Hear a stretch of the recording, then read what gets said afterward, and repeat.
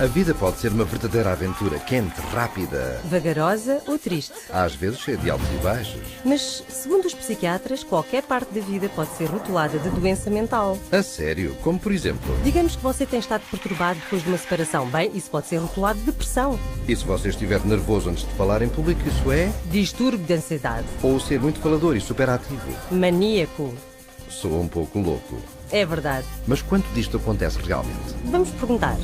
How many people do you know that have been diagnosed with a mental disorder?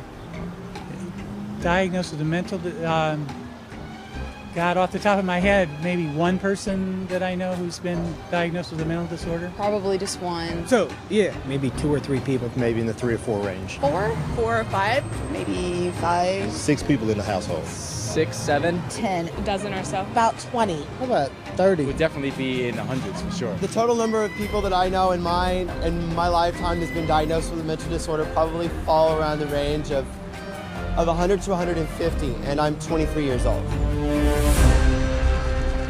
É lá, mas de onde vêm esses distúrbios? Do Manual de Diagnóstico e Estatístico de Doenças Mentais da Psiquiatria. São 943 páginas e cobrem tudo desde depressão, ansiedade e gaguejo, vício de cigarros, medo de aranhas, pesadelos, dificuldades com matemática e distúrbio de infância, todas reinterpretadas e falsamente rotuladas de doença mental. Mas algumas pessoas têm problemas sérios na vida. Certo, mas os psiquiatras reduzem isso a algo de mal, como o seu cérebro. Então deixem-me entender isto. Os psiquiatras têm um livro de problemas de vida reinterpretados como distúrbios mentais? Sim. É lá, deve estar bem baseado na ciência. Pensar-se-ia que sim, mas não está. Numa das suas recentes convenções, os psiquiatras admitiram-no. Ouça esta. DSM is made up by committees of men who have political opinion, and women too, who have biases and political opinions. And so there isn't nearly as much science in DSM as there ought to be. Like in the previous one, people had a meeting in the bathroom and they decided that something should be in there, and then they would go and propose it to the whole committee. You have this kind of lumping together of several observations, and when you get enough of them in one tent, you got a diagnosis. DSM system is not the real system of the diagnosis. A lot of the disorders that are in there haven't necessarily been rigorously validated. It's just the best tool that we have available, but it is not perfect. It's so useless that if you give me a patient and the DSM, I'll make at least 20 diagnoses on the same patient. You have to take it with a grain of salt anyway. It's actually getting more and more complicated. We're left with diagnosing things on the basis of checklists and questionnaires, which leaves us sort of out of, as you said, the rest of medicine, because we don't have a biological test. Incrível. A falta de ciência no DSM é de facto um segredo aberto. Eis o que alguns profissionais têm a dizer sobre isso. The DSM is a sham. It's been described as a house of cards. Why? Because the diagnoses are theoretical.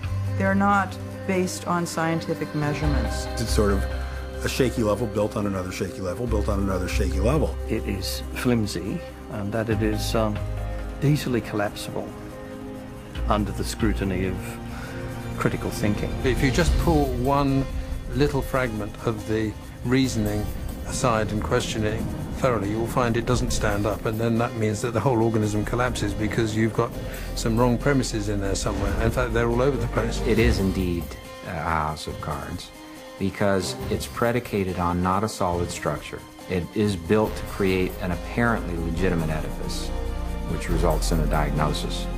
But any serious inquiry will show it to be illegitimate.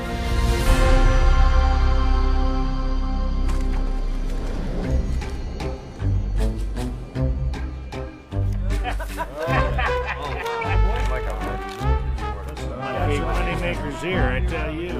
With schizophrenia, Mas se o DSM não é baseado em ciência, em que é baseado? Começa com um simples desejo da psiquiatria e psicologia serem aceitos pela medicina. We psychologists have always desperately wanted to be accepted as a real science, as a true science. Now, what the early psychologists did was they looked around and they saw what other scientists were doing and they decided to emulate them. Modern approaches to classifying psychiatric disorders dates from the 19th century. Nearly all the clinical concepts we have today originate from that time. Probably the most important of all was a chap called Emil Kraepelin, who worked first of all in Heidelberg and then in Munich. Nunca ouvi falar dele. Emil Kraepelin é bem conhecido como o pai da classificação psiquiátrica. Ele foi a primeira pessoa a classificar o que pensou ser doenças biológicas no cérebro. Havia demência precoce, que é agora chamada esquizofrenia, doença maníaco-depressiva e psicose paranoide. Ainda existem no DSM hoje. É tudo? 3 distúrbios? Sim, só 3. Mas o sistema de Kraepelin em breve tornou-se muito popular. Ouça isto. Kraepelin's system caught on very quickly, not only in the German-speaking world, but also in the English-speaking world, in the United States and Britain. It caught on because up to that point, nobody had an agreed way of talking about patients. So in the early 1950s, there was compiled Diagnostic and Statistical Manual of Mental Disorders. Now, there are very few statistics in the book. Disorder is used essentially as a euphemism for illness. This is a book which catalogues mental illnesses for which no medical sign has ever been discovered. Este panfleto primitivo tinha 130 páginas e listava 112 distúrbios mentais. Pequeno comparado com o atual DSM, mas muito maior do que qualquer coisa que Kraepelin visionou. Por que tantos? Porque ao definir mais e mais coisas como anormal, os psiquiatras podiam pôr as suas mãos numa grande soma de dinheiro do governo. Definir a vida, o que queres dizer? Bem, coisas como prender a respiração, morder as unhas, chupar no dedo, sonambulismo, pobre eficiência, até homossexualismo. Isso é ridículo. Incluíram tudo isso só para ter pessoas para tratar? E mais. Então, a segunda versão do DSM-2 apareceu em 1968 e expandiu-se para 178 distúrbios, de novo para agarrar mais dinheiro do seguro do governo. Para fazer isso internacionalmente, o DSM-2 foi especificamente escrito para alinhar com a Classificação Internacional de Doença, o ICD, um livro extensamente usado na Europa e em todo o mundo, que, além de diagnósticos psiquiátricos, lista doenças médicas reais. Então, isso é como os distúrbios foram aceitos pela medicina principal? Foi o começo, mas o DSM-2 ainda não era científico, já que foi pesadamente influenciado não por testes clínicos atuais, mas pelas teorias do psicólogo austríaco Sigmund Freud. Deve ter existido uma grande quantidade de neuroses nesse livro, certo? Sim, mas não havia absolutamente nenhum conhecimento do que os causava. Eles nem procuravam por uma causa. Inclusion of the disorder in the classification does not require that there be knowledge about its etiology. So in other words, to make a diagnosis, you really don't need to bother with cause and effect. You don't need to know what causes the condition. Espera lá. Se o DSM não diz o que causa os distúrbios mentais, como é que os psiquiatras descobrem-nos? A resposta poderá surpreendê-lo. New diseases are being invented all the time, and I want to emphasize the word invented, because when it comes to psychiatry, mental illnesses are not discovered, they're invented. The way the system works in terms of diagnosis is that every few years a group of psychiatrists and psychologists sit around in a room and vote on new diagnoses. Isto é ciência? Não posso crer. Não se preocupe, não é o único. The diseases are voted on? What do you mean? Did you say, are they voted into existence? Are voted? As in created. Oh, man. I think that's kind of ridiculous. It's crazy that you would vote. I definitely don't agree. I don't agree with it at all. Mental disorders should be based on scientific research. I have been led to believe that it's all based on medicine and science. So I'm kind of shocked to find that out. Eu também. Há mais. Não só os distúrbios mentais que são votados para inclusão no DSM, como também são votados para exclusão. Por exemplo, homossexualismo. Listado no DSM 1 e 2 como doença mental. Eis como o editor-chefe do DSM-3, Robert Spitzer, explicou. I came up with a definition in 1973 that made it possible to argue that homosexuality was not a mental disorder. On a vote, essentially, at a conference of the American Psychiatric Association, it was removed. Now, did they discover that homosexuality was not a disease through scientific processes? No. It was included for political reasons, and it was removed for political reasons. And the end result is a vote. It's a supposed democracy. So to call it science is a complete fabrication. Então o DSM é de facto político, não científico. Exato.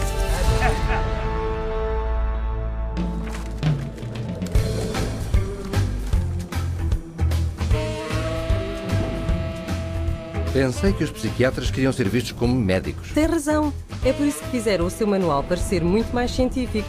O que não era. Então o que fizeram? Eles decidiram que a próxima edição do DSM ia ser completamente diferente. Foi uma decisão que mudou a psiquiatria para sempre.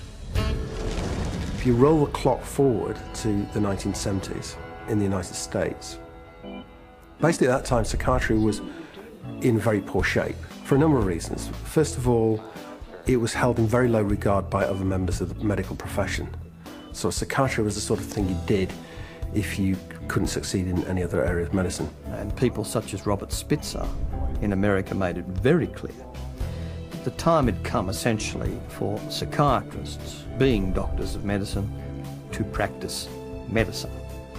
So if a psychiatrist was spending a lot of time dealing with people who were anxious, depressed, these dilemmas, these problems in living, now essentially had to be redefined. And they were redefined as medical conditions. And their solution to this was to come up with a manual which defined psychiatric disorders more carefully. So, hence, we have DSM-3, which is the third edition, which was published in 1980. Sob Spitzer, os psiquiatras que editaram o DSM-3 tiraram a psicologia freudiana e decretaram que dali em diante os diagnósticos da psiquiatria eram puramente biológicos. Então finalmente tornaram-se científicos. Não, não de tudo. Na verdade, a disputa política sobre que distúrbios introduzir ou não no DSM-3 foi ainda mais ridícula. Eis o que um psiquiatra disse sobre isso. They would squeeze into a room which was about half the size of this one. It was much too small. And Bob would raise a provocative question, and people would shout out their opinions from all sides of the room. And whoever shouted loudest tended to be heard. My own impression is it was more like a tobacco auction than a sort of conference. E eis o que outro membro do painel do DSM disse.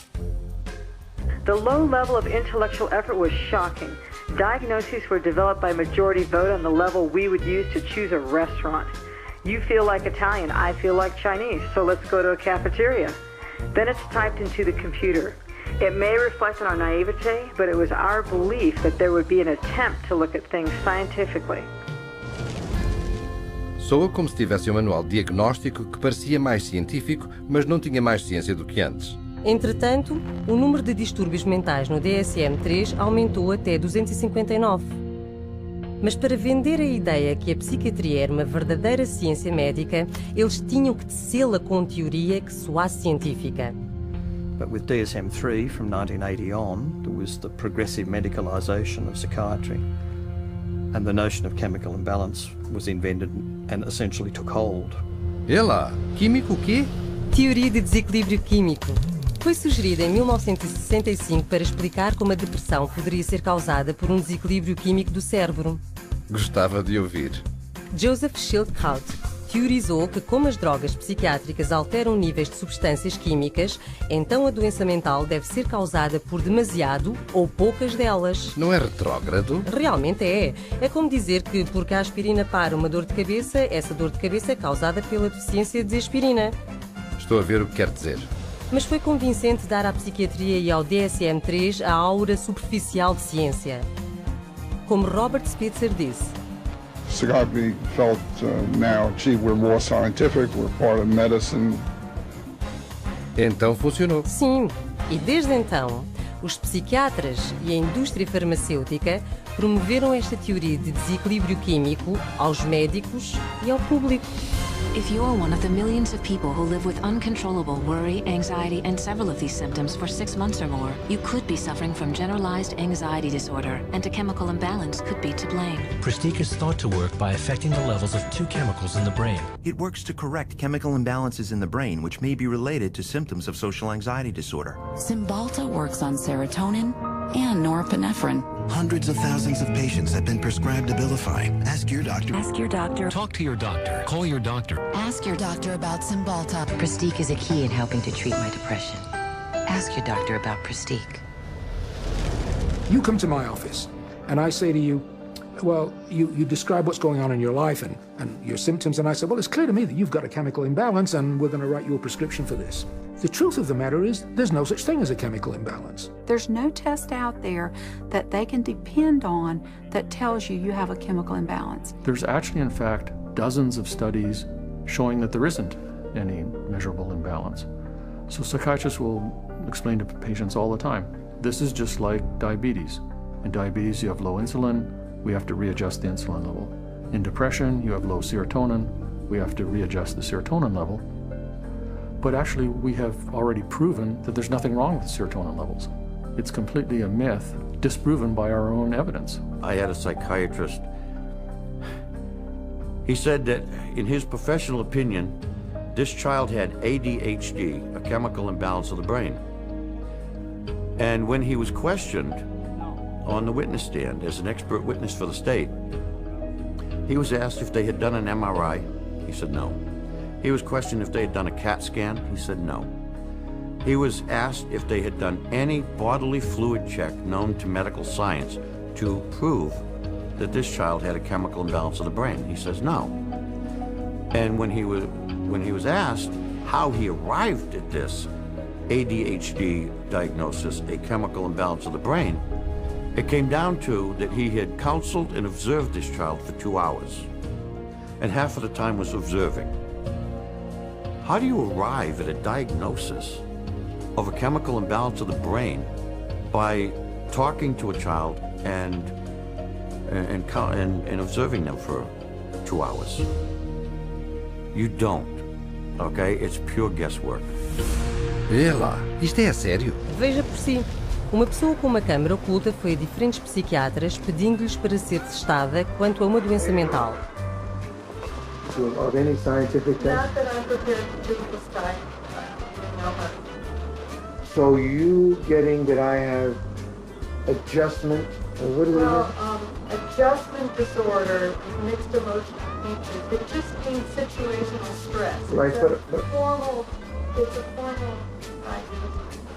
But I'm saying, just where do you get that from? I take you at face value. In terms of diagnosis, there's no way that I can x-ray or so it's very hard to have anything to measure. Because whatever's going wrong is happening in there, and we just can't go in and open up somebody's skull and scoop something out to measure. Right now, we don't have an x-ray or a blood test. That doesn't mean that the diagnosis is not real.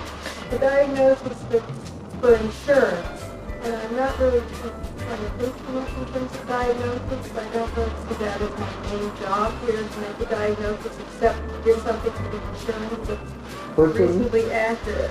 But we don't even really know what's going wrong in the brain. So all the things that we found were found by accident. Estou estupefacto.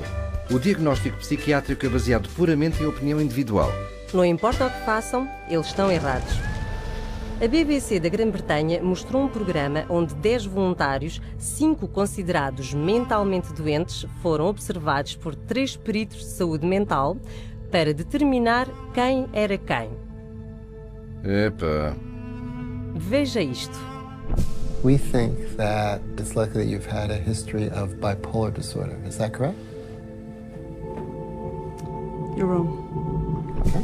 We've come to the conclusion that at some time you've been diagnosed with a mood disorder. You're wrong. We were wondering whether at some point in your life maybe that you had suffered from a significant psychiatric problem of some kind or other. No. Not at all? You are wrong. All right, okay. 3 wrong diagnoses in a row. After a whole week of observation, the panel have identified just 2 out of 5 disorders. Lá se vai a ciência. Ora bem.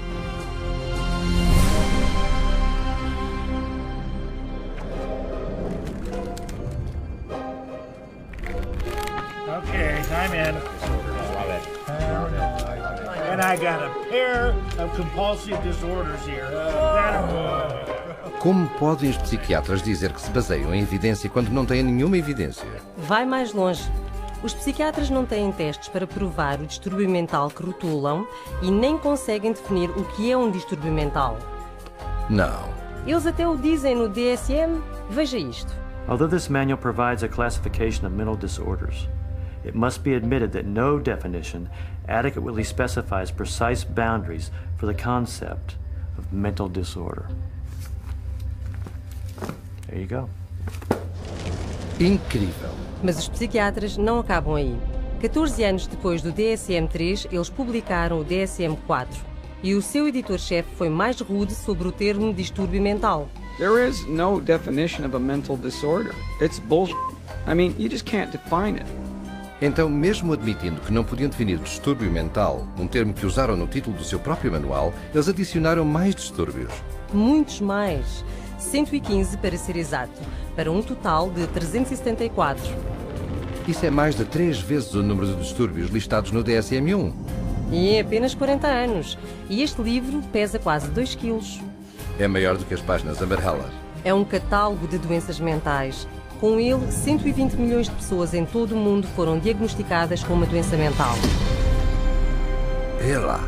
Mas e as doenças de classificação internacional? Houve um aumento em distúrbios mentais aí também? Sem dúvida. A secção de distúrbios mentais e comportamentais do ICD é quase equivalente ao DSM. O que acontece no DSM é espelhado ali. Está bem. Até agora descobrimos que não há um teste para identificar ou confirmar um diagnóstico de distúrbio mental, não há uma prova para a teoria do desequilíbrio químico e eles nem sabem o que é um distúrbio mental. E eles admitem-no, pelo menos uns aos outros. Aqui está um psiquiatra proeminente a falar numa recente convenção da APA. You're sitting in your office, you see a depressed patient, you have no idea what's the matter with them. And I know all of you think you know the answer, but in terms of evidence, I don't know the answer and I don't think any of us really know. Isso é espantoso. No entanto, eles dar-vos um diagnóstico muito rapidamente. Este é o outro psiquiatra influente na mesma conferência. Jim Burley at the Maudsley Hospital did a study once on how long it took people to make up their mind about the diagnosis after they entered a room. And it was about, how many, David? It was 2 seconds? It was a couple of minutes. It was very... 2 minutos? Sim. É claro, até o presidente eleito da Associação Psiquiátrica Americana disse que o DSM é uma piada. Well, what does D stand for? I used to think it is diagnostic, but over the last few years realized it is more like a dartboard. Jogo de dardos? Os psiquiatras dizem isto aos seus pacientes? Não. Os psiquiatras agem como se soubessem do que falam, enquanto mantêm o público no escuro. I was sent to a psychiatrist who saw me again for maybe about 15 minutes, talked to me how I was doing at 7 years old, and I left with a prescription for Ritalin. Probably within the first 15 minutes, he diagnosed me with having an anxiety disorder and put me on prescription medication. The amount of time it took for the diagnosis was, I'd say, probably within 10 minutes I was diagnosed with anxiety, with depression, within 10 minutes of speaking to the psychiatrist, and I was put on those drugs immediately. I received numerous different diagnoses from different doctors, and each one gave me a different drug. I didn't have to undergo any tests. I didn't even have to sit there and I didn't have to ask any questions. It was just, that's what you've got, and this is the drug. They really didn't talk to me. They were always talking and questioning my mother. It was all about getting the information from her and not from me. It doesn't make sense to me. I researched it, I've done my research, and I still can't fully understand how you can diagnose somebody with a short attention span. There was never an explanation. Nobody really knew what it was or why it was caused or how did you get it, why did anybody have it, and what could anybody do about it. Just here, have some medicine and go away. And I was put on, a horse's dose of an antidepressant called Effexor, 450 milligrams a day. They say if you're on 300, you're comatose. It wasn't always Ritalin.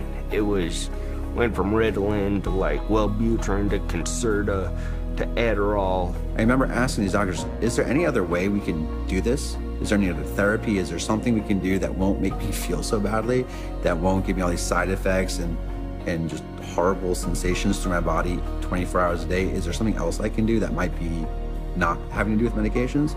Doctor said, no. See, what you have is very complex. You have a chemical imbalance in your brain that the only thing that can correct it is medication. Vê lá, muitos diagnósticos, mas tudo o que recebe são medicamentos. Correto. Hoje, diagnóstico psiquiátrico significa realmente uma droga psiquiátrica. The whole question then becomes, okay, if we apply these labels, what next? And the what next tends to be, you get a prescription.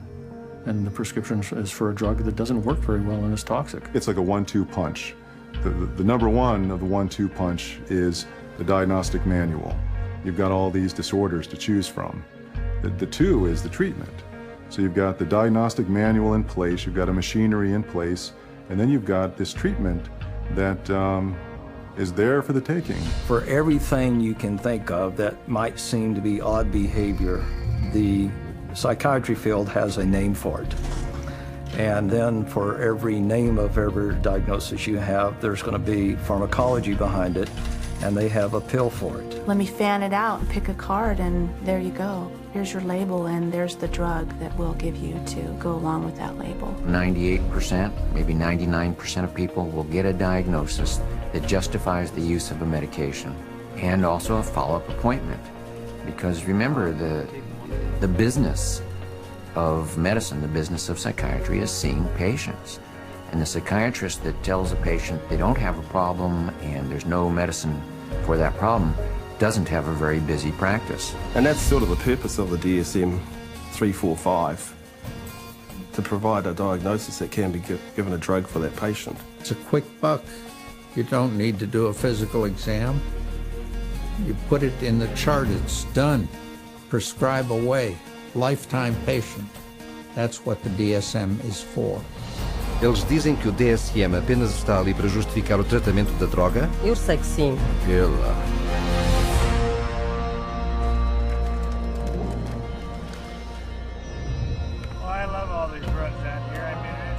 Então, se o tratamento primário da psiquiatria é drogar, haverá muitas drogas para receitar ali. Sem dúvida. Sabia que mais de 600 milhões de receitas são escritas para medicamentação psiquiátrica todos os anos? Epa! Mas e os pacientes que não querem drogas? De facto, o DSM tem uma categoria para elas também. It says V15.81, non-compliance with treatment. Now this category can be used when the focus of clinical attention is non-compliance with an important aspect of treatment for a mental disorder or a general medical condition. If you refuse treatment, then you probably are mentally ill, ipso facto, by that fact alone. Então, se não fizer o que o psiquiatra diz, é um distúrbio mental? É isso. Isto é mesmo assustador. Então, por que eles não seguem o tratamento? Porque as drogas que os psiquiatras receitam podem causar algumas reações físicas severas. Quer dizer, efeitos secundários? Bem, não exatamente. Drugs really don't have side effects. Drugs only have effects, and we arbitrarily differentiate those effects of the drug that we like, and we say these are the effects of the drug. And those that we don't like, those are the side effects. It's akin to saying that a bomb that comes down on a building kills people and destroys the building, and the military general says, oh, killing of the people is really a side effect. No, you cannot separate out the destroying of the building and the killing of the people. And so these are not side effects, these are direct effects of the drug creating disaster. People think antidepressants are going to make them happy, but it's not what they do. They numb them down, and then in themselves there's a withdrawal state from the antidepressants. They just become like robots, some of them. They're not actually able to experience the whole variety and range of human feelings and emotions and work with them and express with them and share them with others. Because once you sort of put somebody on a heavy dose psychotic drug, I mean, you're just dehumanizing them. These are very potent, very toxic medicines, cause on themselves diabetes, high cholesterol, cause what's called a metabolic syndrome, truncal obesity, premature hardening of the arteries. They affect the heart and the lungs and the kidneys, and you never know exactly what to expect. Most psychotropic drugs lead to massive weight gain. Some of them, like olanzapine, for example, can lead to weight gains of 25, 30, even 40 kilos in a year or two. And that is serious. One of the side effects is it affects your sexual performance abilities. In people who are on a lot of medication, they're just totally unable to detoxify through their liver, and then other functions of the body shut down one by one. These drugs have on their labels may increase risk of suicide and homicide in people who take them. Just like a carton of cigarettes has to say may be hazardous to your health. And there's cases where many people who commit suicide or commit acts of violence are on these medications, which definitely has this type of side effect. You look at the side effect profile is identical to what they're trying to treat, and in some cases worse, and especially in the instance of suicide, then you can see that it's an extremely treacherous area with very, very little actual science behind it. Está a brincar? Estas são drogas perigosas. Sim, e tem havido milhares, talvez mesmo milhões de vítimas que vieram à psiquiatria para receber ajuda, mas receberam drogas que as destruíram. Pessoas como Candace a tomar Zoloft por sentir-se nervosa antes dos testes. Steven cometeu suicídio 19 dias a tomar Prozac. Julie, a planear entrar na universidade, enforcou-se depois de 7 dias a tomar Zoloft. Matthew tinha 13 anos quando se enforcou. Matt, 21 anos, numa combinação de drogas psiquiátricas. Caitlin, em Zoloft e Trazodone. Beth, em Paxil devido a problemas de sono. Matt, depois de começar a tomar Lexapro. Charles, a tomar Clozaril. Caitlin, de 12 anos. Megan, Aaron... Espera, isto é insano. Está a dizer-me que todas estas pessoas que se mataram têm estado a tomar drogas psiquiátricas? Sim, cerca de 42 mil mortes num ano estiveram ligadas a drogas psiquiátricas, quer seja por homicídio ou suicídio. São mais de 3 mil pessoas por mês. Eles devem tirar estas drogas do mercado? Sem dúvida que sim, mas porque estas drogas são de longe o principal tratamento que os psiquiatras oferecem aos seus pacientes, eles menosprezam os riscos. E os seus pacientes pagam o preço. When you get on the psychiatric drugs, you feel just like you don't really want to live anymore.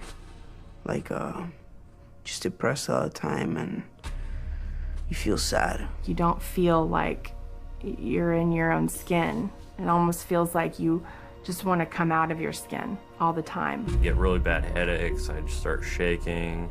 I wouldn't sleep very well, I'd have nightmares. I had started shaking really bad and it was like uncontrollable, you know, and it's like, I don't understand why I shake so much. It brought on the symptoms that I was trying to escape from, very severe. I'd go through spells where I'd just be completely just dead.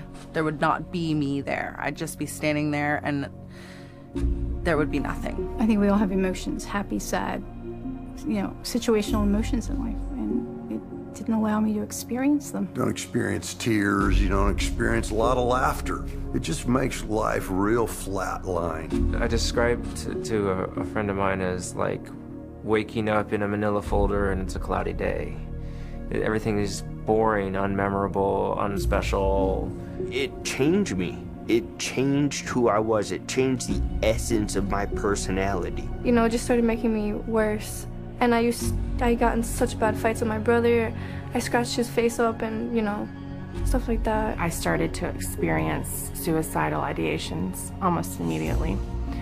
And I had never had any feeling like that before. I remember when I was at home one day, I had taken my medication and I thought about killing myself, and I got really scared, so I ran to my brother and I told him, and he just held me and told me not to give up and to just keep trying. And I actually thought that's maybe the one thing that I do have control over, that I could, you know, I could off myself, and I would be out of this roller coaster of an existence. I have been raped.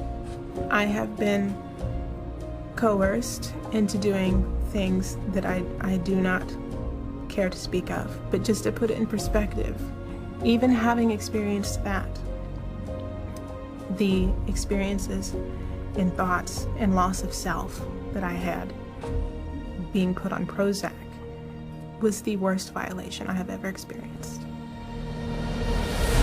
Não tenho palavras. As pessoas nem sabem o que estas drogas fazem porque confiam no seu psiquiatra.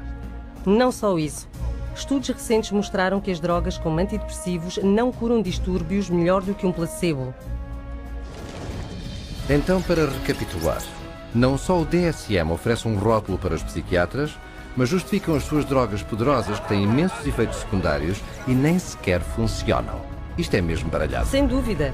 E, no entanto, ainda se agarram à ideia que podem corrigir comportamento indesejado com substâncias químicas.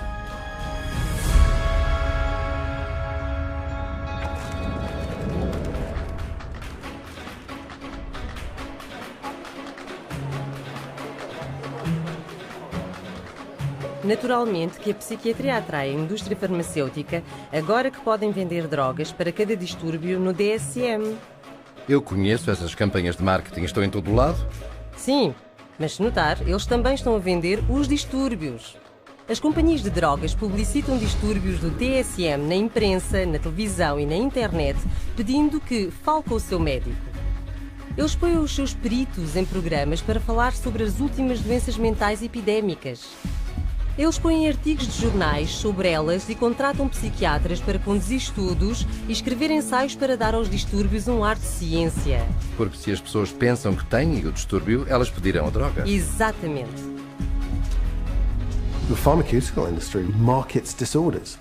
Because if you can market a disorder, then you've got something to sell your product to treat. So people suddenly come to think of things they previously didn't regard as a disease state as a disease, go to the doctor, see the psychiatrist then prescribes the drug that the drug companies have received FDA approval for, and everyone is happy except for the patient. They're all working together, the psychiatrists, the pharmaceuticals, and one feeds the other.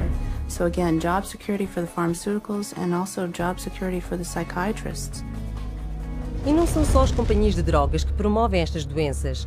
Um psiquiatra, Joseph Biderman, criou e popularizou um distúrbio chamado bipolar pediátrico. Ele, de facto, disse que pode começar no momento em que a criança abre os olhos. Bipolar? Mudanças de humor? Em crianças? Infelizmente, sim. Em 9 anos, o Dr. Biderman expandiu 40 vezes o número de crianças rotuladas como bipolar. A maioria foi receitada com poderosos antipsicóticos destinados a doentes mentais mais sérios. Não fazia a mínima ideia. O psiquiatra editor do DSM-4 admitiu a responsabilidade do DSM em criar a moda bipolar infantil. Well, we learned some very, very painful lessons in doing DSM-4. But inadvertently, I think we helped to trigger 3 false epidemics. One for the childhood diagnosis of bipolar disorder. Demasiado tarde, não é? Para muitas crianças, sim. E como os psiquiatras dizem que os distúrbios mentais como bipolar não podem ser curados, os psiquiatras e as companhias de drogas fazem clientes para toda a vida. Assim, é uma parceria natural. Sem dúvida. As companhias de drogas oferecem imenso dinheiro para pesquisa aos psiquiatras, que depois criam mais diagnósticos para tratar com drogas psiquiátricas. Drug companies have become increasingly dependent on mental illness diagnoses in order to maintain their profit margins. And psychiatrists and increasingly clinical psychologists are more than happy to manufacture mental illness in order to make that happen. Hence, the increase in size of the Diagnostic and Statistical Manual of Mental Disorders. The strategy is how many people we can diagnose with a particular label that would be broad enough to include a ton of people in it. And the mentality behind that is the sale of the pharmaceutical drug, which eventually becomes the treatment. These drug companies are making a lot of money, and they're spilling that money and sending that money to people that will help support their cause. So it's not a surprise at all that they have infiltrated so many of the committees within the DSM and so much of our own medical education. Espera um minuto. As companhias de drogas infiltraram-se nos comitês de psiquiatras decidindo sobre que distúrbios incluir no próximo DSM? No DSM-4, 56% dos membros do comitê tinham laços financeiros pessoais com as companhias farmacêuticas, a própria indústria que lucraria com as 115 doenças mentais acrescidas votadas. Então é claro que se vê mais diagnósticos que serão tratados com drogas. E muitos mais sintomas listados para cada um. The whole world has been made crazy, really. We have these proliferation of categories which have become more and more encompassing, encroaching in ordinary everyday life. There isn't a human being on the planet who doesn't have at some point, if not several points, in a day or a week, distress. It's part of being human. But to say that because you have this distress, that you now are diseased? If you take a god man in India who wanders around with a shawl and meditates for 17 hours a day, drinks rainwater and engages in some kind of spiritual or religious discipline or practice where he might roll on the ground for 100 miles to a holy place, people there don't persecute those individuals. They accept them as people engaged in religious practices. But here, if you took those same individuals in India and you had them walk across a campus in America, they would immediately be arrested and put into a psychiatric facility because they're manifesting psychosis. This varies by culture. What do we want to straitjacket everybody? Is everyone going to be the same? What about people that do have a little bit odd behavior? Is a little odd behavior bad or dangerous? It's just different. You want this thing to cover, all manner of aberrant human behavior. So if you can cover every bit of it, then you're going to have the best chance possible to a billable unit of service. E caso alguém não se encaixe nas suas categorias, há mais uma em que se pode encaixar. Naturalmente. This is number 301.9. 312.9. 292.9. Bipolar disorder, not otherwise specified. Gender identity disorder, not otherwise specified. Disorder of infancy, childhood, or adolescence, not otherwise specified. Not otherwise specified. What the hell does that say? They don't know. It's kind of like a catch-all. It's the garbage can for the leftovers. There's even a box for people that don't fit in the other boxes. To me, it's insane. This is like rubbish to me. This is scary to me. This is hackery, quackery, dockery. Isso é má ciência, se as suas categorias são tão fracas que precisam de uma categoria para apanhar todas as peças perdidas. Sim, como o ADHD não especificado, distúrbio alimentar não especificado, distúrbio do humor não especificado. You can always use the NOS, the not otherwise specified diagnosis, and that's a billable service. Not otherwise specified means that you're sort of at sea to some extent on the exact diagnosis, meaning it doesn't fit into any of the categories you've established. Unspecified mental disorder. You see, that's considered a disorder. Having nothing wrong with you is now a disorder. That's what this says. Can you believe it? Não posso crer. Existe uma categoria chamada distúrbio mental não especificado? Como em não estamos a descrevê-lo para si, isto também é uma doença mental? Fica ainda mais louco. De acordo com o DSM, também poderia ser diagnosticado com um distúrbio mental que nem sequer é listado. Está a brincar. Ouça esta. These diagnostic criteria and the DSM-4 classification of mental disorders reflect a consensus of current formulations of evolving knowledge in our field. They do not encompass, however, all the conditions for which people may be treated or that may be appropriate topics for research efforts. It's even in the language of the introduction, it's basically saying we're trying to have a diagnosis to cover all the bases of anything that somebody could come in complaining about, which is, again, entirely backwards from how medical diagnoses are come to. Este DSM não é minimamente medicinal. Não, é puro marketing.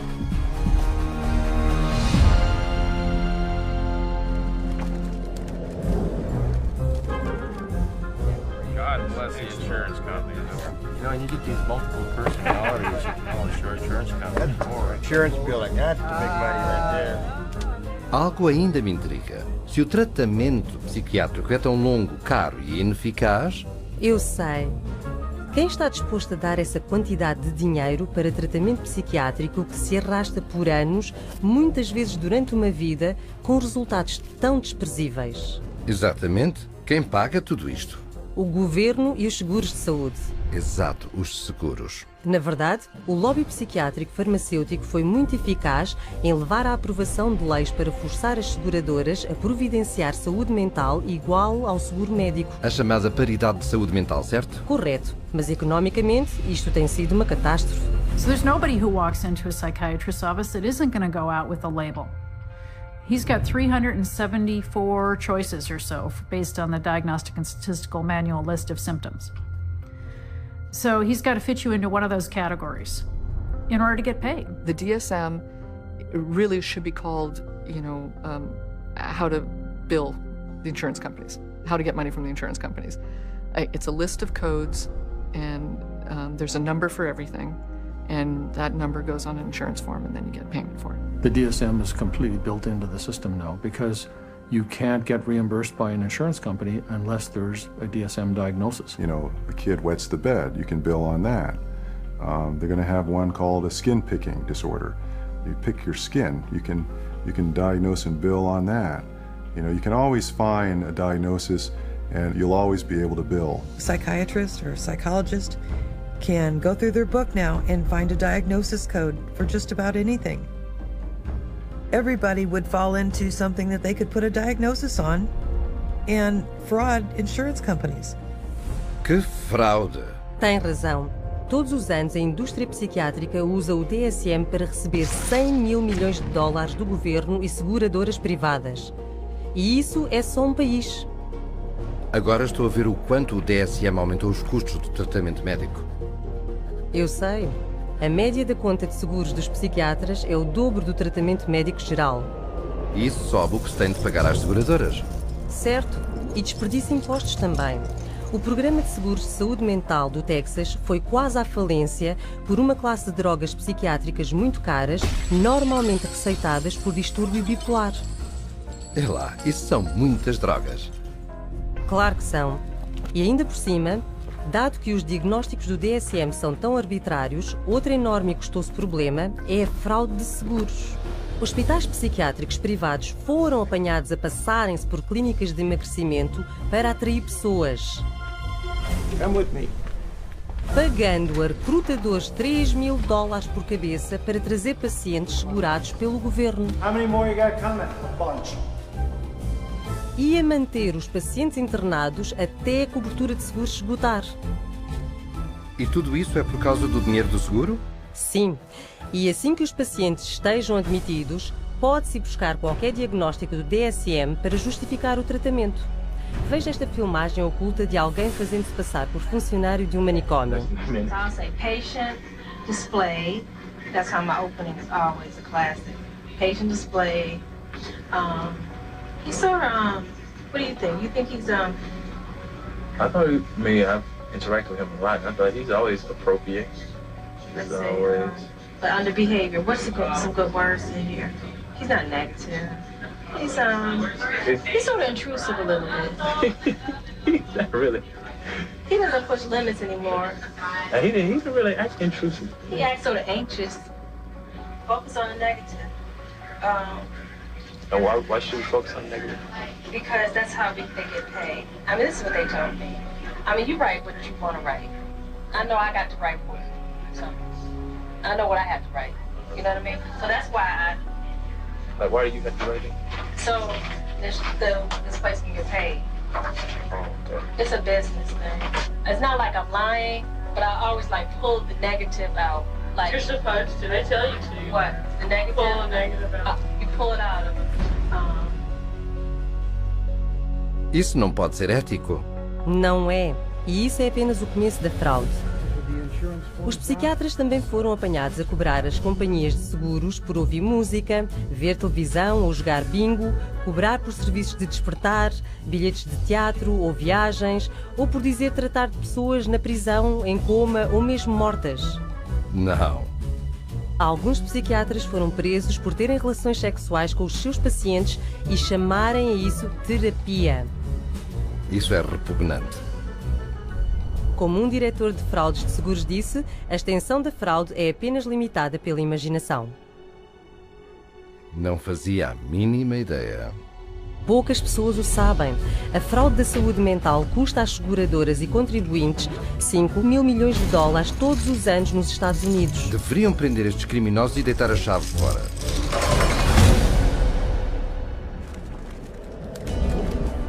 It's the Diagnostic and Statistical Manual of Mental Disorders, the third edition. Será que mencionei que a psiquiatria também tem sido muito bem sucedida em usar o DSM para infiltrar o nosso sistema de tribunais? Os tribunais também? Sim. The clinical diagnosis of a DSM-4 mental disorder is not sufficient to establish the existence for legal purposes of a mental disorder. That's a very interesting point. Basically, what the authors are saying here is that the material in the DSM has no utility in the courtroom in deciding guilt or innocence. It should not be used in courtrooms as part of the legal process. Espere lá. Mas o DSM não declara que não pode ser usado para estabelecer distúrbio mental num tribunal de lei?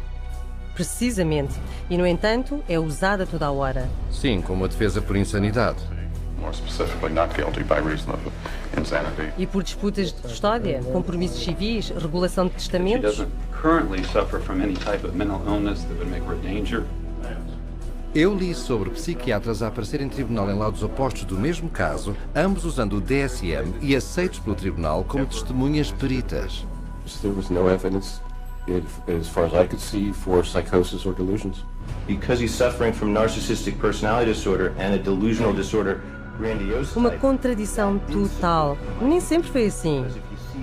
In the beginning of the 20th century, a psychiatrist in a courtroom would be laughed out of the courtroom by and large. Today it's commonly accepted testimony as long as it's in accord with the DSM. The danger in using the DSM in a court setting is that you're using a vocabulary that the judge or the jury doesn't fully understand. They are, by concocting these psychobabble words, it makes it seem like there's something there that may not be there. The courts have allowed all this junk science to come into the courts, and they've made case law on it. And once the case law is made, we're stuck with it until it gets overridden. They come in with tests, they come in with their diagnostic categories from the DSM, and they say, we've done tests, we've determined that this person has this numbered malady, and therefore they do. And there's almost no way to pry a judge out of accepting that. When a psychiatrist makes a diagnosis in court, is that the person is sent to a mental institution, deprived of liberty, and we have no idea whether he's guilty or not. Alguém é involuntariamente internado numa instituição psiquiátrica a cada 40 segundos, com base nos diagnósticos do DSM. Isso está tão errado. E qualquer pessoa, em qualquer altura, pode perder tudo devido à opinião de um psiquiatra. Ouça isto. I went to a stop smoking course at Vanderbilt. And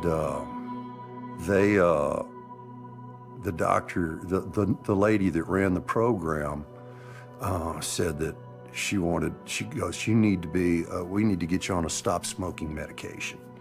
So she prescribed me Zyban.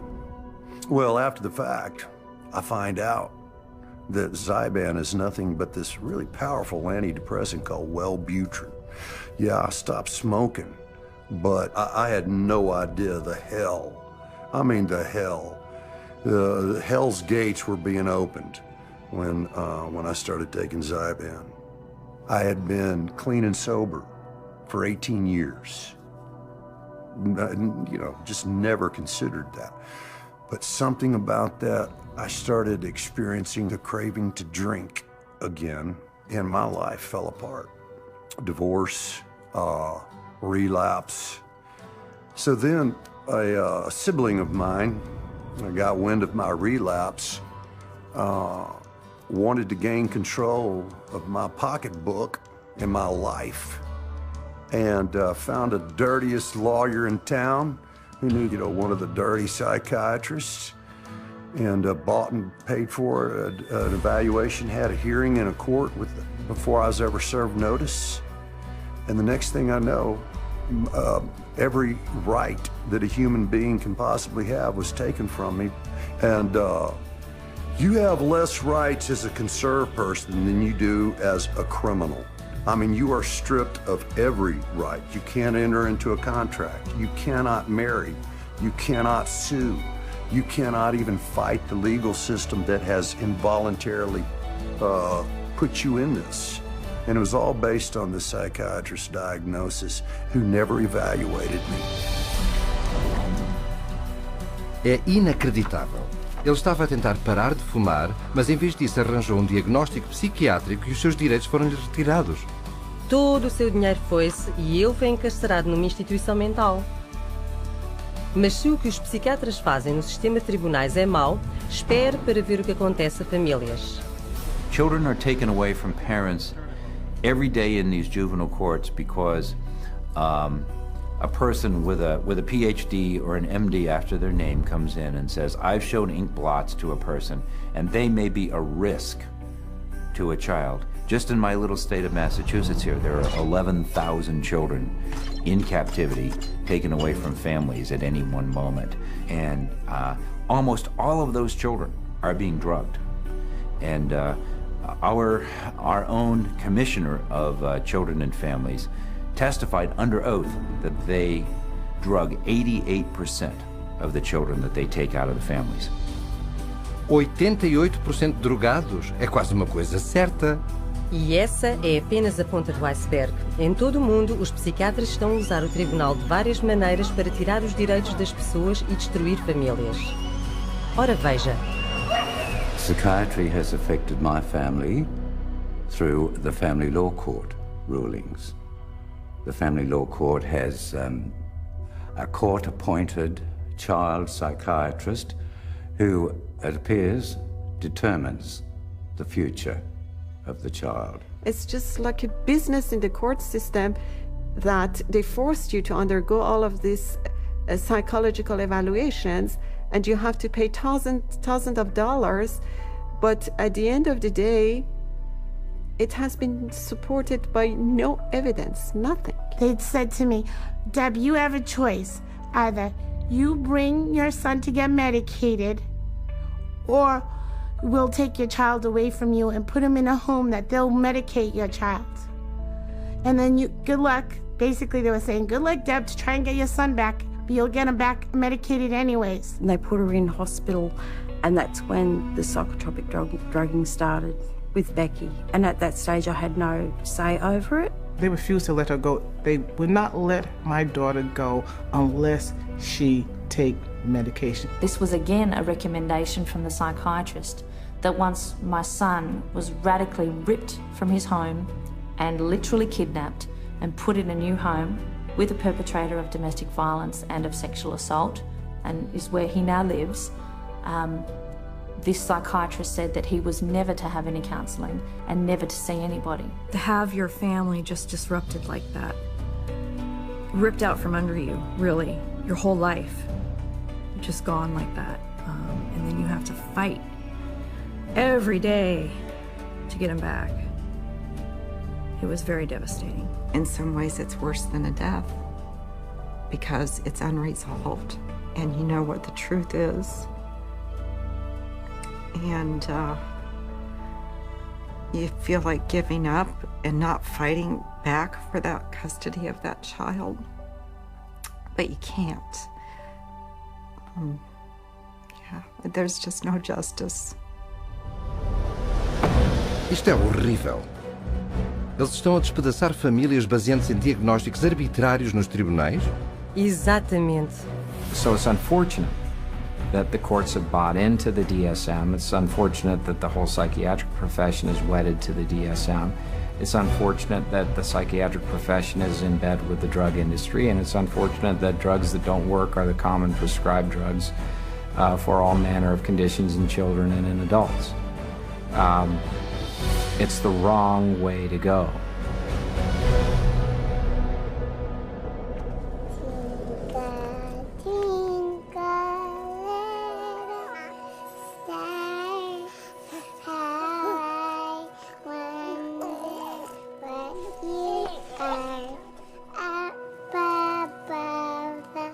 Oh, não, eles não. Infelizmente, sim. As crianças são um enorme mercado para a psiquiatria.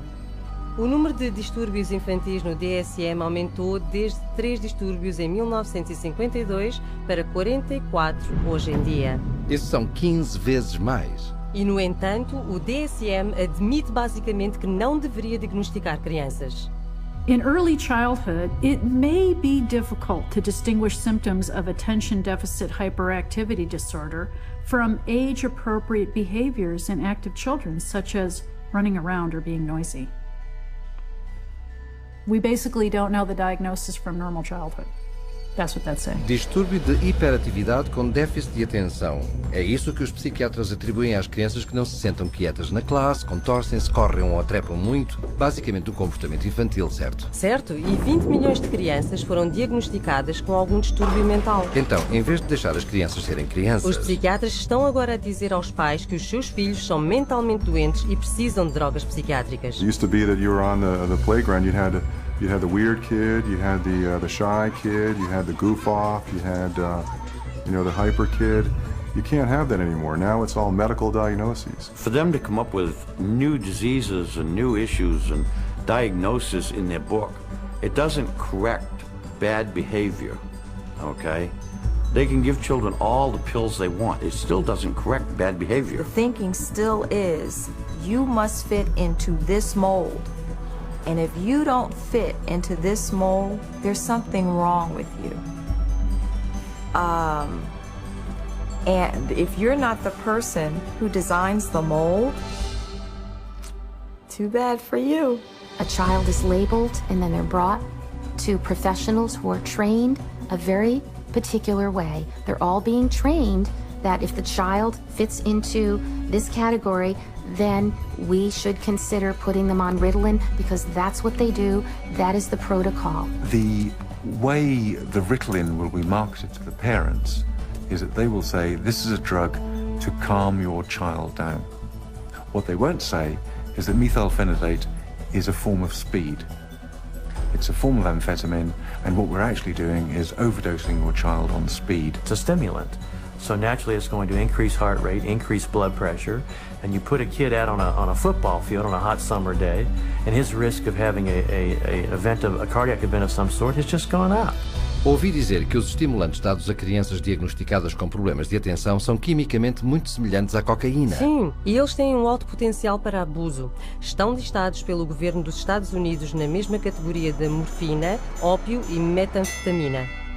Então quem é que os psiquiatras vão drogar a seguir? Bebés? Exatamente. Eles estão a usar o que chamam de diagnóstico de classificação 0 a 3 ou DC-03. É um mini DSM para bebés e crianças de 1 a 3 anos. Ouça esta. We already targeted our school children with ADHD and bipolar. That's already done. That was done 20 years ago.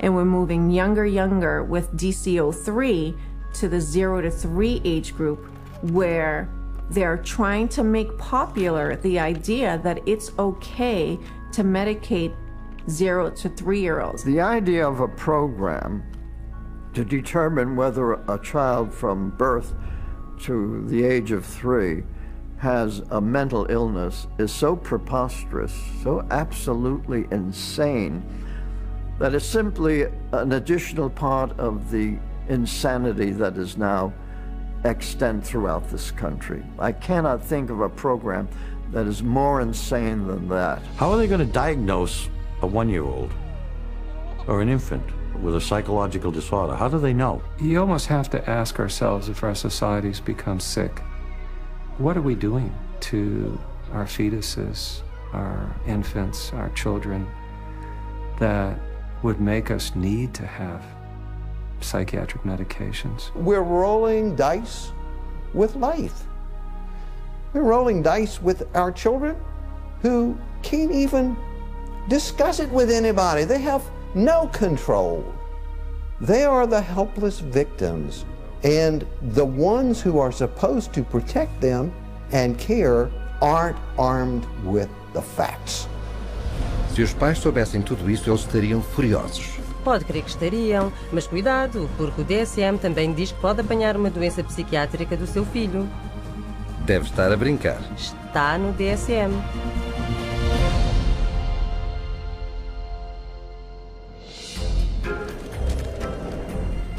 We're going to talk about some of the proposed changes that are suggested for DSM-5. Ouvi dizer que o DSM-5 é ainda mais louco do que o DSM-4. E ouviu bem.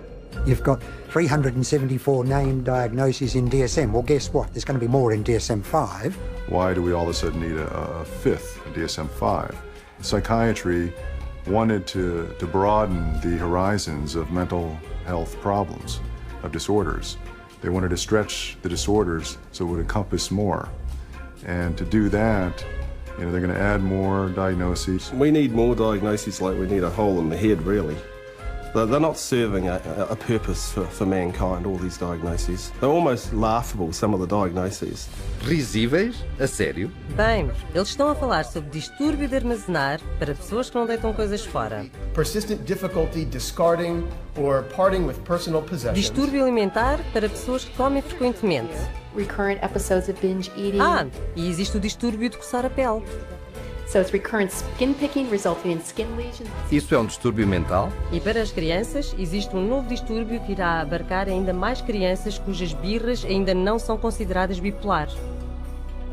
They've created temper dysregulation disorder to seem a little bit more mild of the condition and include a lot of the younger population in terms of that diagnosis. And what it essentially does, it just broadens bipolar disorder into a whole other new category. And where they don't fit into bipolar, now they can fit into this other diagnosing criteria. Então a rede está a ficar cada vez maior. Maior do que imagina. Até estão a considerar adicionar um rótulo para pessoas que passam muito tempo no computador.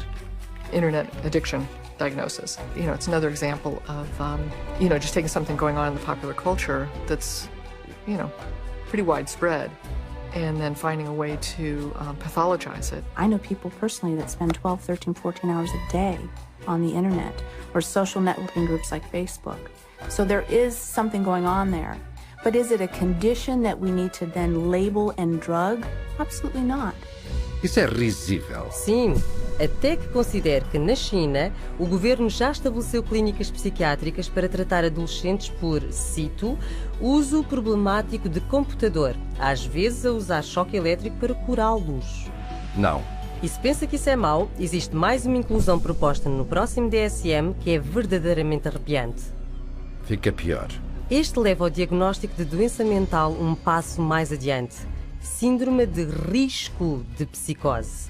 Mais recentemente com um título complicado de Síndrome de sintomas psicóticos atenuados. Mas que palavrão! E o que significa?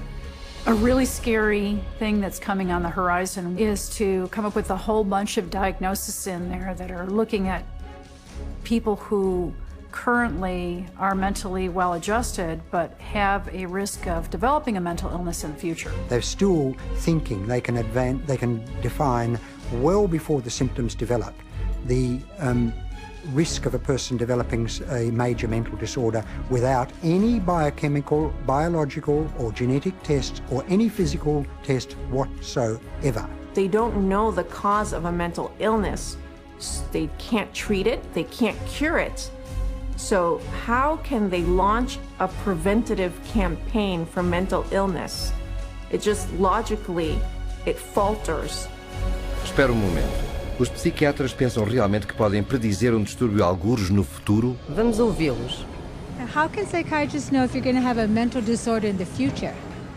Again, that we don't know categorically who will develop psychiatric illness in the future. It's really hard to say, actually. I don't know if you could 100% predict for anybody. You can't forecast if one will develop a psychiatric disorder. Maybe not, or maybe yes. It's hard to predict. It's hard to predict. There's no way to predict that. Well, I don't think that nobody knows that. There's no way to tell. Nobody knows? I don't think anyone can know what's going to happen in the future. Eles não têm, obviamente, nenhuma pista. Sim, mas apesar disto, já estão a propor fazer questionários às crianças para futuras doenças mentais. Para que os possam tratar agora? Exato.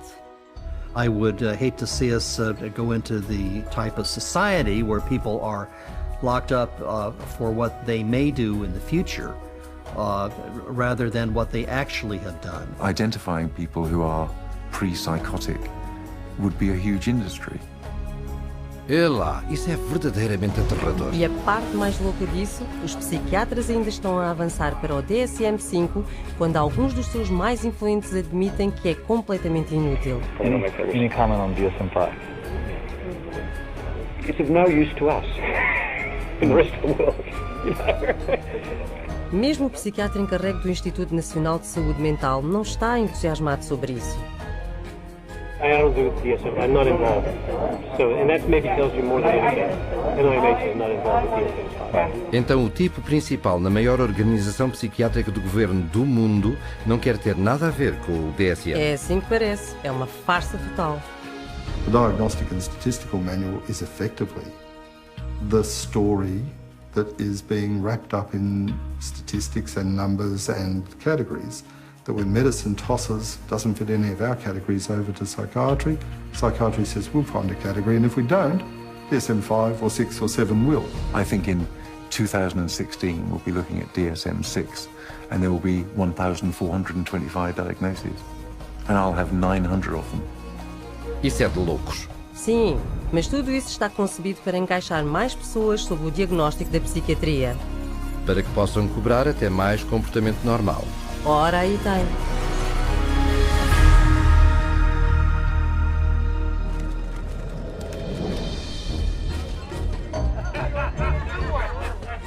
Então, se o DSM é tão desnecessário, por que é que os psiquiatras... Oh, já entendi. É tudo uma questão de dinheiro, não é? Com a psiquiatria é sempre uma questão de dinheiro. E começa tudo com o DSM, como Robert Spitzer disse. The American Psychiatric Association found out it could make a lot of money by selling it. They've made a tremendous amount of money. Every time they revise the DSM system, the American Psychiatric Association makes a hell of a lot of money. Muito dinheiro? De quanto estamos a falar? De 6,5 milhões de dólares de vendas por ano. Lá. Mas não é só vendendo o DSM que fazem lucro. Os psiquiatras e as companhias de drogas fazem dinheiro sempre que o usam para diagnosticar alguém. You create disorders so that you can treat it with a drug. It's the ultimate money-making machine. How many people can we drug? How many labels can we put out there? How many people can we herd into these labels and feed them a drug so we can get richer, make more money? There's an inherent conflict of interest, and that conflict of interest is driven by the desire to make money. More money, more money, more money than one should expect. Huge money in the psychopharm business. If you really did the research on these diagnoses, see that 90% of them or more don't exist, they're not valid, then that's all of a sudden, all that reimbursement from the insurance companies disappears. So we have to cut the money cord, as well as cutting the DSM cord if we're ever going to really succeed stopping this juggernaut from continuing. Once again, it's follow the money, and you'll get your answer every time. Isto tem sido abrir de olhos. Vejamos. Não existem testes de laboratório para um distúrbio mental que os psiquiatras nem conseguem descrever no seu próprio manual. A teoria do desequilíbrio químico é totalmente fictícia e, no entanto, as drogas que dizem equilibrar o cérebro são receitadas a pessoas de todas as idades. Sim, com 84 mil milhões de dólares por ano, com um aumento de 10 mil milhões de dólares de prémios de saúde só nos Estados Unidos. E estamos a pagar por tudo isso através de impostos de governo e faturas mais altas de seguros. É verdade. Toda a indústria psiquiátrica usa o DSM para fazer 330 mil milhões de dólares por ano. É quase 1/3 de $1 bilhão. E está a crescer. Está fora de controle. Well, the whole system is now a runaway train, but the DSM is the locomotive. And if you took the locomotive off, eventually the train would stop, because there'd be nothing more pulling it. We're losing the concept of health. Everybody is sick and everybody's got a condition and everybody needs drugs. You're going to end up with a whole society that's going to basically have to be led around by the hand. But who's going to lead them around? Because they're drugging so many of them. In psychiatry, you know in your heart of hearts that you're not really diagnosing. You know in your heart of hearts that you can't really treat what you think might be wrong. And you also know that most of what you're dealing with in the DSM is unprovable and unreliable, not a predictable indicator. So what do you have then? Boa pergunta. Nada, diria eu. E as pessoas estão a magoar-se. Sim. You're very lucky to go through psychiatry and survive. It really is as simple as that. Only when enough people rip the veneer away and show that it's just nothing more than a Hollywood set is it ever going to fall down. It would be good if all the medical professionals who are really practicing medicine and really trying to help people and based on scientific fact and what they can best do to improve the lives of others, if they would recognize, just be able to look at this fact. It's hard to look at it, but look at this fact and be ethical and be honest and clean up the profession by getting rid of this fraudulent part of it. Psychiatry. Muito bem dito. É tão óbvio. Temos de nos ver livres do DSM. É terrível para a sociedade. Eu sei. Apesar da sua fundação incrivelmente frágil, o Manual de Diagnóstico e Estatístico teve um grande impacto no nosso mundo. Nas nossas escolas, nos nossos governos... Nos nossos tribunais... E nos média militares. Eles também. Basicamente em toda a nossa sociedade. E tudo isto sem uma única pessoa curada. O DSM é realmente mais do que um castelo de cartas. O Manual de Diagnóstico e Estatístico é a farsa mais mortífera da psiquiatria.